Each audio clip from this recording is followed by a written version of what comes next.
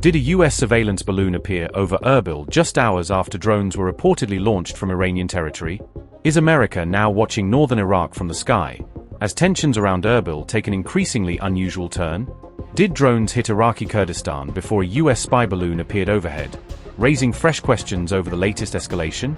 This comes as Tehran denies responsibility for the Erbil attack, calling the entire episode another false flag operation. Amid fresh tensions, a US surveillance balloon has reportedly appeared over Iraq, adding a new element to the growing security crisis around Erbil. On August 17th, a US surveillance balloon was reportedly spotted over Iraq's Erbil region, where authorities had just reported a drone attack on senior Kurdish officials. Iranian media reported that Washington had again sent a spy balloon over Erbil, according to JIN-10, amid heightened concern over cross-border security threats. The development comes as Iraqi Kurdistan reported a fresh drone attack from Iran, with 2 explosive drones targeting the office of the Kurdistan Regional Government Prime Minister.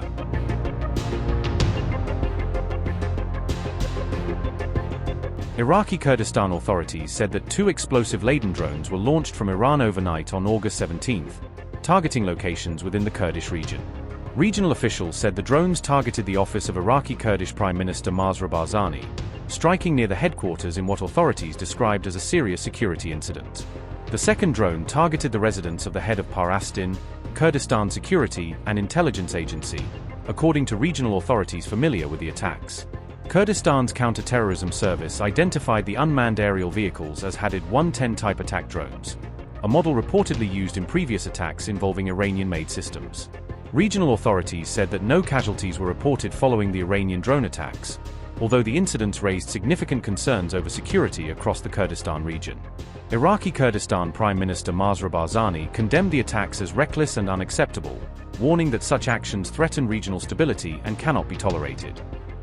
In a post on X, Barzani said, and I quote, "Based on information and investigations conducted by the Counter-Terrorism Directorate in the Kurdistan region, it has been confirmed that my personal office and the residence of the president of the Barzani agency were subjected today to Iranian attacks using drones. As I strongly condemn these reckless and unacceptable aggressions.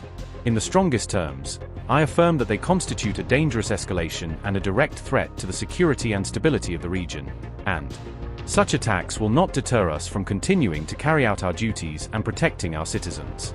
Unquote.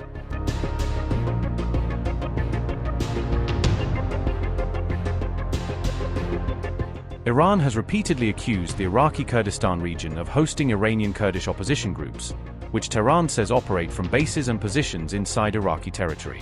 Tehran considers some of these Kurdish opposition groups to be a security threat to the Islamic Republic, citing their activities and alleged involvement in armed opposition against Iranian authorities. Iran and Iran-backed groups have repeatedly targeted sites across Iraqi Kurdistan in the past, with Tehran often saying such operations were aimed at groups it considers a threat to Iran's national security. However, a senior Iranian official denied Tehran was behind the Kurdistan drone incident, rejecting the regional authorities' claim that the attack originated in Iran. The official called the Kurdistan incident another false flag operation, telling Al Mayadeen that Iran's military operations are officially and clearly announced.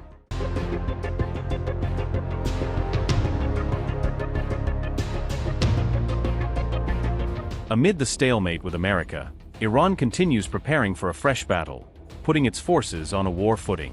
Tehran is now reportedly preparing for a conflict that could potentially spread across the entire Gulf and draw in regional powers. Iran is allegedly skeptical that the US and Israel may use the June memorandum as a pretext for launching bigger attacks. Instead, Tehran has expanded missile and drone production, even as its diplomats continue pursuing negotiations with Washington. Mojtaba Khamenei has also moved to give the IRGC greater control over Iran's military, strengthening its influence. Iran has reportedly appointed hardline veterans to key security and military positions as tensions with America continue. The IRGC has also allegedly expanded domestic counterintelligence operations ahead of a potentially wider regional conflict.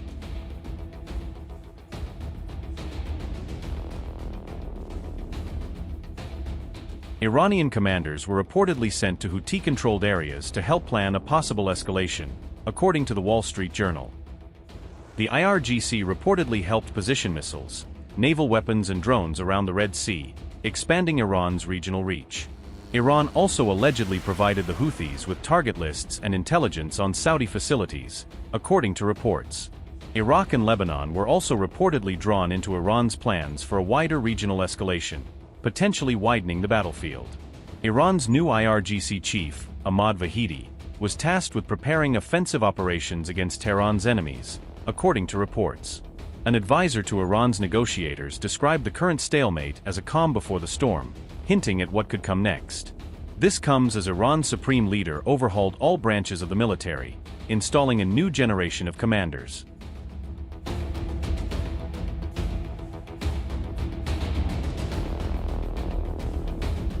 On August 10th, Mujtaba announced a series of high-profile military and security appointments, signaling a major leadership reset.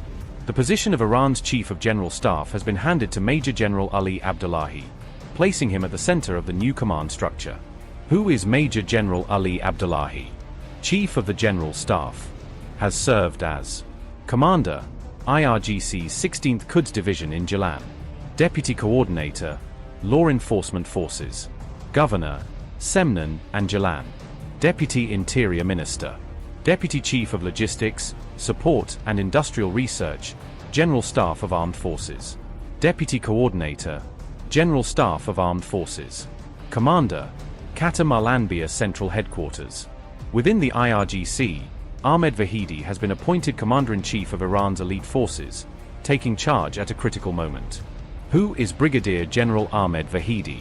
IRGC Commander-in-Chief.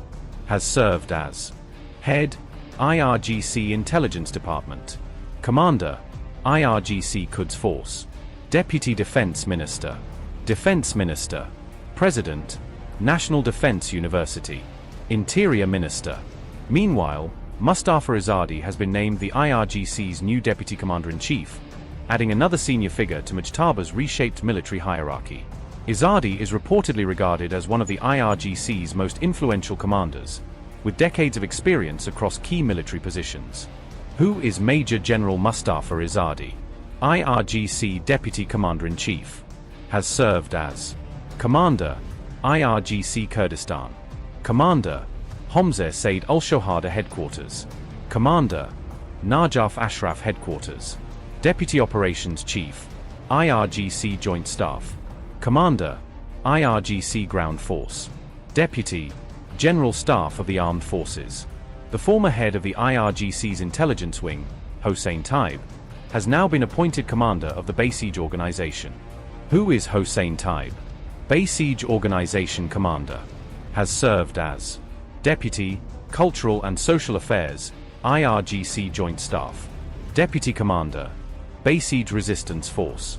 Commander, Basij Resistance Force. Head, IRGC Intelligence Wing. The IRGC Navy has also received new leadership, with Rear Admiral Ali Ozamiai appointed as its new commander. Who is Rear Admiral Ali Ozamiai? IRGC Navy Commander. Has served as Deputy Coordinator, IRGC Navy's 1st Naval District. Commander, IRGC Navy's 5th Naval District. Deputy Commander, IRGC Navy. The sweeping reshuffle comes after several senior Iranian military commanders and officials were killed during the war, forcing Tehran to rebuild its top leadership. Upgrade your news experience with the all-new HT app. Download now.